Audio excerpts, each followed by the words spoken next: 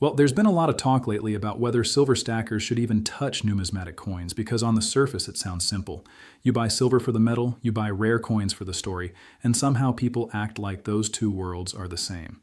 So in this video, we're going to separate the smart part from the dangerous part, and you are going to walk away knowing exactly why some coins deserve a premium, why some absolutely do not, and why the word numismatic can either protect you or quietly cost you money. And as I'm recording this by New York's calendar, it's Sunday, May 3rd.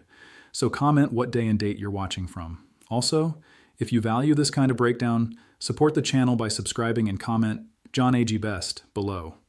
It tells me you want more research-heavy videos, and it helps push back against copycat channels. So, in case you are new to this debate, here's the basic problem. A stacker looks at a silver coin and says, how much silver is in it? A collector looks at that same coin and says, who made it? When was it made? How many survived? What condition is it in? And why does anyone care? Same object, completely different question. And if you ask the wrong question, you can get the wrong answer. Bullion is mostly straightforward. A common 1-ounce coin, a bar, or a round is usually priced around the silver content plus a normal premium. You can compare prices quickly, you can sell it quickly. You don't need to understand royal families, colonial wars, dye varieties, surface originality, or auction records. Numismatics is not that clean. With numismatics, the silver is just the starting point. The real value may come from rarity, grade, design, history, demand, and sometimes from a collector base that is quietly growing before most investors notice. But here is the catch. A coin can be old and still not be valuable. A coin can be graded and still be a bad deal.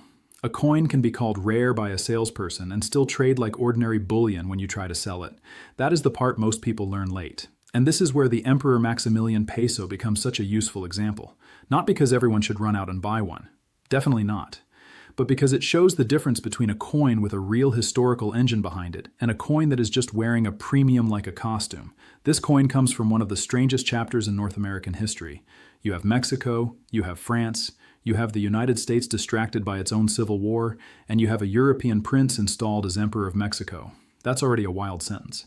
Then you add Benito Juarez, Republican resistance, French ambition, and a short-lived imperial government that eventually collapses in a brutal way. Now, a silver peso from that period is not just a piece of metal. It is a political statement struck into silver. According to current world coin references, the Maximilian 1 peso was issued only in the mid-1860s in high-grade silver at a little over 27 grams, with less than a full ounce of actual silver content. Recently, that melt value has been around the high 50s area, depending on spot silver, while collectible examples can trade for several $100s or much more depending on mint, grade, and condition. So if you only use melt value, the coin looks overpriced. But if you understand the story, the scarcity, and the collector demand, you begin to understand why the market treats it differently. And that word differently matters, because not every expensive coin is overpriced, and not every premium is fake. But not every premium is real either. The trick is knowing which one you're looking at. The Maximilian peso has a lot going for it. The production window was short. The ruler on the coin was tied to the Second Mexican Empire.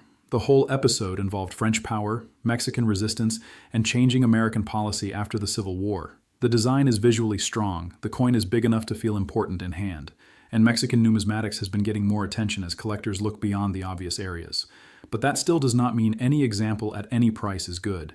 This is where people get trapped. They hear the history, they see a holder, they see a premium, and they assume the coin must be investment grade. Well, maybe, but maybe not. If the coin was cleaned, scratched, damaged, overgraded, or simply bought at a retail price that already priced in years of future appreciation, your upside can disappear before you even own it. And that's why research matters more in numismatics than it does in bullion. With bullion, if you overpay a little, the mistake is usually visible. You paid too much over spot. Fine. It hurts, but you can calculate it. With numismatics, the mistake can hide inside the grade, the surfaces, the demand pool, or the difference between asking price and actual selling price. Those are not small details. Those are the market. Based on recently published silver market numbers, the metal side of the story is already active enough on its own. Global silver demand has been running around the billion-ounce neighborhood, investment buying has been getting more attention, and the market has been discussed in terms of repeated structural deficits. At the same time, industrial users are adjusting, thrifting, and trying to reduce silver use, where prices get painful. So silver stackers already have a thesis. They don't need rare coins to make silver interesting. That is important. You should not buy numismatics because bullion feels boring for 10 minutes. You should buy numismatics because you genuinely want to learn the field. Because the field does not forgive laziness. Let's say someone offers you a modern limited silver coin at a huge premium. The pitch sounds good. Limited issue, beautiful design, only a small number made, certified, special release, maybe even a dramatic story about future scarcity. But then you check actual completed sales and you realize buyers are not paying anywhere near the retail price. Or worse, when people resell, the market treats it like bullion with a slightly nicer box.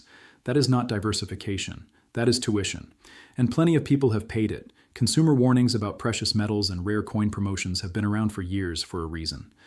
High-pressure sellers often use urgency, credentials, fear, and the promise of safety to push metals or collectible coins at inflated prices. Sometimes the product exists, but the markup is the real problem. Sometimes the buyer receives something far less liquid than they believed. So when somebody tells you this is rare, this is urgent, and you have to act today, your first response should not be excitement, it should be homework. Ask what comparable coins actually sold for. Ask whether the coin is problem-free. Ask whether the premium is collector premium or sales premium. Ask what the dealer would pay if you sold it back the next day. That one question can clear a lot of fog. And listen, I like collectible coins. I really do. A good coin can be art, history, and money all in one small object. There is something powerful about holding a coin connected to a failed empire, a war, a reform movement, or a design that people still admire generations later. But liking the story is not the same as knowing the market. That's the dividing line. Take Mexican coins as an example. For a long time, many collectors focused heavily on colonial pieces, the classic silver reels, the pirate treasure type material, the coins that felt immediately romantic. But over time, people started paying more attention to later 19th century issues, revolutionary periods, commemoratives, libertads, and coins that used to sit in the background. When education expands, demand can expand. A book comes out, a registry set grows. Auction records become easier to track. Graded populations get discussed. Collectors realize nice original pieces are harder to find than they assumed. And then the best examples start moving into stronger hands. That is how a sleeping area wakes up. But again, this is not automatic. Sometimes a niche gets attention and prices move. Sometimes a niche stays a niche for decades. That's why you don't want to build your entire case on one optimistic assumption. You want multiple reasons: history, scarcity, condition, collector depth, liquidity, reasonable entry price, and personal interest. Because personal interest is not just emotional, it is practical. If you buy what you actually like, you are more likely to study it, hold it, protect it, and avoid panic selling because spot silver moved down for a week. That is why the advice collect what you like is actually stronger than it sounds. It does not mean buy anything that makes you smile. It means choose a lane where curiosity will keep you learning. If you like Mexican history, study Mexican coinage. If you like early American designs, study those. If you like world crowns, learn the grading patterns, mints, and common problems. If you like toned coins, learn the difference between natural eye appeal and surfaces that should make you walk away. And if none of that sounds fun, then stay with bullion. Seriously. There is nothing wrong with being a stacker. Simple is powerful. Recognizable silver and gold are easier to price, easier to explain, and often easier to sell quickly. A common bullion coin may not give you a dramatic story, but it also does not require a graduate course before purchase. Numismatics is different. It rewards knowledge, patience, and taste takes time. The best collectors I know do not chase every hot coin. They pass on more coins than they buy. They know that a fair price on the wrong coin is still the wrong coin. They know that original surfaces matter. They know that a strong grade is not the same as strong eye appeal. They know that liquidity can vanish in thin markets. And most importantly, they know that dealer asking prices are not the same thing as market value. That's a huge point. Online listings can make anything look expensive, but asking is not selling. Completed sales matter more. Multiple completed sales matter even more. And if you can only find one extreme price, be careful. One excited buyer does not create a stable market. Now, the skeptical side says, okay, but if numismatics can move independently from silver, doesn't that make it better? Not necessarily. Independent does not always mean safer. It just means different. A rare coin can hold up while silver dips, yes, but it can also sit for months without the right buyer. It can outperform bullion in one period and underperform it in another. It can be difficult to value during stress, and if you need immediate cash, bullion may be easier. So think of numismatics as a layer, not the foundation. Bullion is the foundation for most metal-focused investors. Numismatics can be the character, the history, the optional upside, and the enjoyment layer.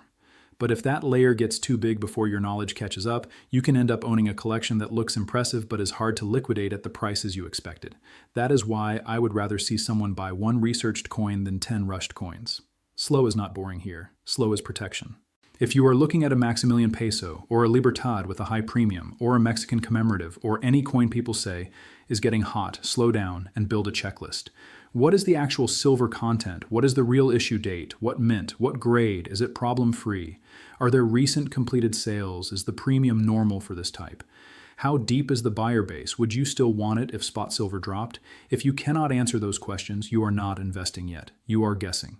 And guessing is how salespeople win. One more thing, and this matters more than people think.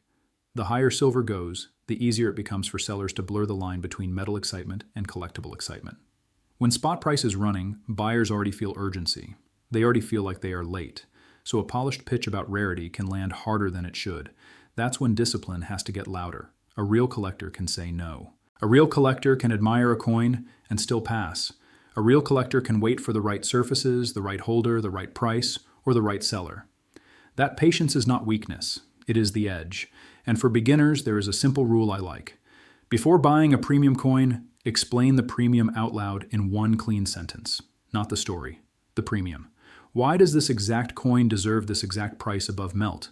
If your answer is vague, your research is not finished. That one habit can save you from a lot of regret. And if the seller cannot make that same explanation calmly, without rushing you, without changing the subject, and without leaning on fear, that tells you something too. Good coins do not need bad pressure to make sense. Just walk away smiling. If you're successful, share your success story in the comments so others can stay motivated. Also, let me know this. Have you ever bought a coin for the history first and the metal second? I think the answers will be interesting. So putting it all together, is coin collecting worth it? Yes, but only under the right conditions. It is worth it if you enjoy learning, if you buy selectively, if you understand premiums, if you compare real sales, and if you accept that liquidity is not the same as bullion. It is not worth it if you are buying because someone on a phone call made you feel like you were about to miss the last great opportunity in silver. That's not collecting, that's pressure. And pressure is usually expensive, so keep stacking if stacking fits your plan. Explore numismatics if the history pulls you in. But never confuse a good story with a guaranteed profit, and never let a fancy label replace your own judgment.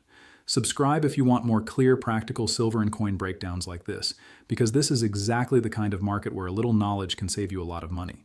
And remember, this video is for education and perspective only.